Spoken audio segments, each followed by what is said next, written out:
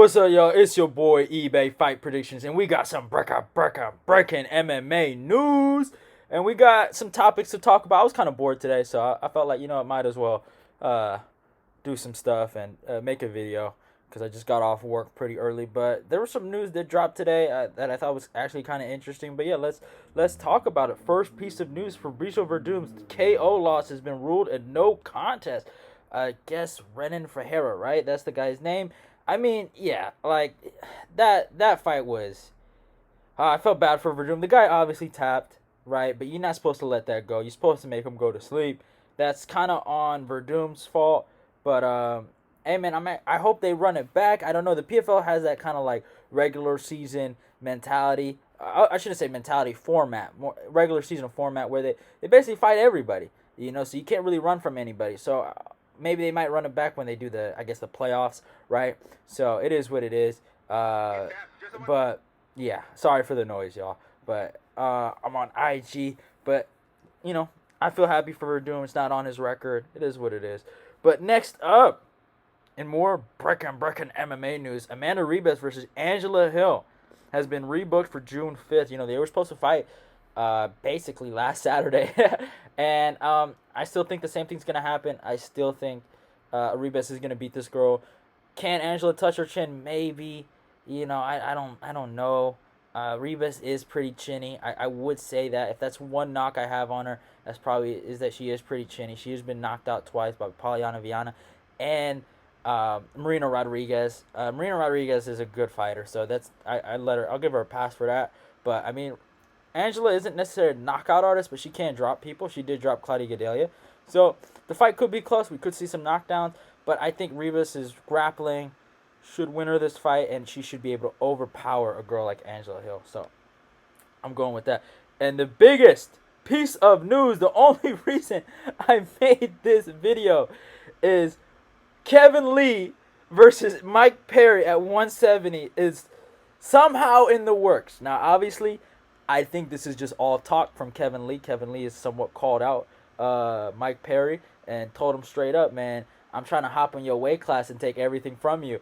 And Mike has responded by saying he doesn't like the timing of the date, but he is not scared to fight this guy. He said he basically told Kevin, you should stick in your weight class. You don't want the smoke.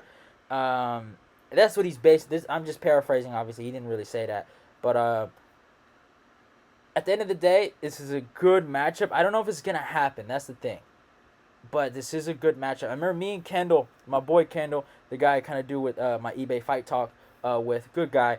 He was saying like Kevin needs these kind of matchups to kind of build his resume back up. These kind of easier matchups before he goes fights the top 5 guys. And no matter what you want to say about Kevin Lee, he dismantled a guy like Edson Barboza, right? Destroyed him, right? Submitted Trinaldo, beat Michael Chiesa. He's beaten some good guys, right? Destroyed Gregor Gillespie in the first round, knocked him out bad, right?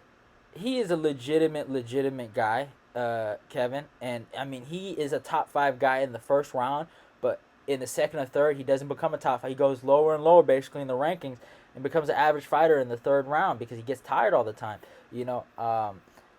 Do I think Kevin... This is a fight based on momentum. Kevin has better momentum than Mike. Kevin only lost to a guy in Charles Oliveira, who I think is going to become the UFC lightweight champion. Or even if he doesn't, he lost to the number 3 guy in the world that's going to fight for the belt. So there's no shame in that. Mike Perry just lost to D-Rod and Tim Means. Now, here's the difference. Even though Mike, I think Mike has regressed. I've talked about this a lot. Mike is not as good as he used to be.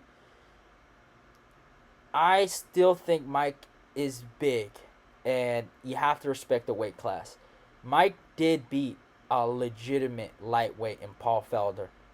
Paul Felder, if he fought Kevin Lee, it wouldn't be an easy fight for Kevin. Obviously, I would pick Kevin to win that fight, but Paul Felder's a good fighter. Now, Perry was a better fighter back then than he was, but he still beat Paul, and that's going to be forever on his record. He can still have that as a win. It's probably one of his best wins that's going to age really well. He had a really good performance against Vicente Luque.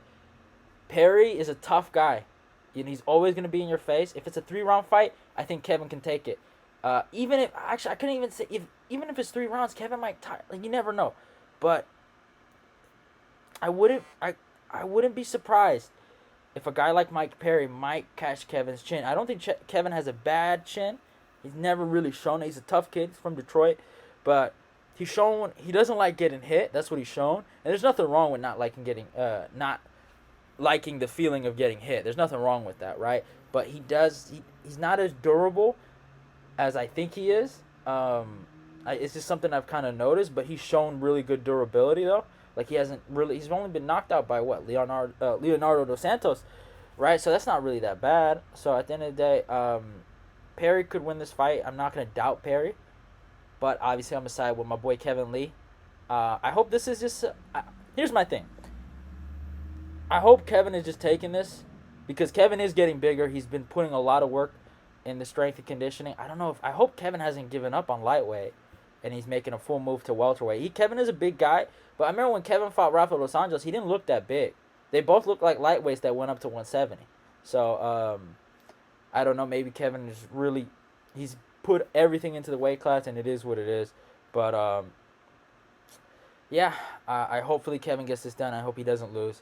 But yeah, I'm probably gonna go Kevin Lee. But you never know. This fight might never happen. They're just talking right now. But just seeing this headline on my IG feed, I kind of wanted to make a video about it. So it is what it is. Hope you guys enjoyed it. Love y'all and goodbye. Don't forget to follow me on my Instagram. Don't forget to follow me on my Twitter. All those links will be down below in the description box. Like, comment, subscribe, share this video. Go click the notification button. Let's get this eBay Fight Prediction Nation growing.